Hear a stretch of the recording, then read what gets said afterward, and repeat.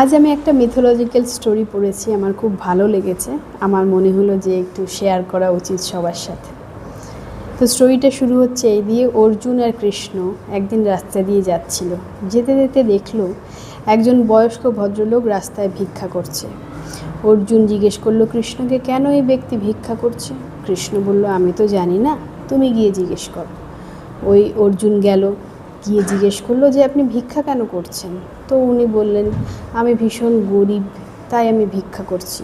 অর্জুন বলল যে ঠিক আছে, এক হাত ভর্তি স্বর্ণমুদ্রা দিল, বলল আজ থেকে তুমি আর ভিক্ষা করো না, এতে নিয়ে তুমি সুখে স্বাচ্ছন্দ্যে জীবন কাটাও। ওই ব্যক্তি স্বর্ণমুদ্রা হাতে নিয়ে ভাবতে লাগলো যে এত স্বর্ণমুদ্রা, এবার তো আমি গ্রামের সব থেকে ধনী লোক হয়ে যাব, আজ আমার অনেক সম্পত্তি থাকবে আর আমার সব প্রতিপত্তি থাকবে। ভাবতে ভাবতে একজন ব্যক্তি দূর থেকে ছুটে এসে ওর হাত থেকে সব স্বর্ণমুদ্রা নিয়ে পালিয়ে গেল। তখন ওই ভদ্রলোক খুব চিন্তায় পড়ল, আবার ভিক্ষা চাইতে বসলো কাঁদতে কাঁদতে। অর্জুন আর কৃষ্ণ আবার ওই রাস্তা দিয়ে যাচ্ছিল ফেরত, দেখলো আবার ওই ব্যক্তি ভিক্ষা করছে। অর্জুন গিয়ে জিজ্ঞেস করলো, কেন তুমি ভিক্ষা করছো? তোমাকে তো আমি স্বর্ণমুদ্রা দিয়েছিলাম। বলল, কিন্তু তুমি যাওয়ার সাথে সাথেই একজন এসে আমার স্বর্ণমুদ্রা নিয়ে গেল। অর্জুন বলল, ঠিক আছে, নাও হিরে, এই হিরে দিয়ে তুমি আরও সম্পত্তি করতে পারবে, আরও সুখে স্বাচ্ছন্দ্যে জীবন কাটাতে পারবে। ব্যক্তি ভাবল ঠিক আছে, ওই হিরে নিয়ে বাড়ি গেল, একটা কলসির মধ্যে ওতে লুকিয়ে রাখলো।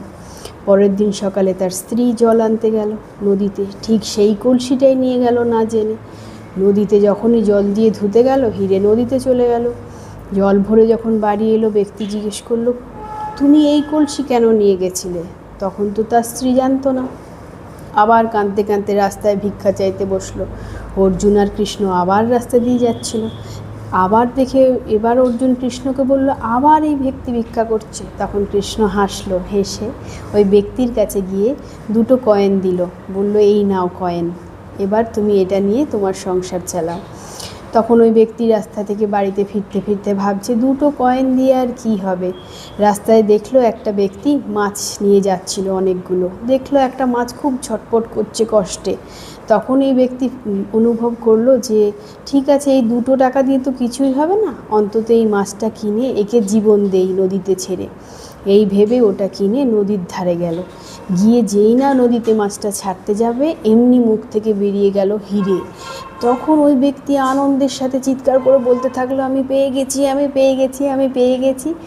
আর দূর থেকে ওই নদীর ধার থেকে ওই চোর যাচ্ছিল যে স্বর্ণমুদ্রা নিয়েছে, ও ভাবলো আমাকে দেখতে পেয়ে গেছে, এখন যদি গ্রামে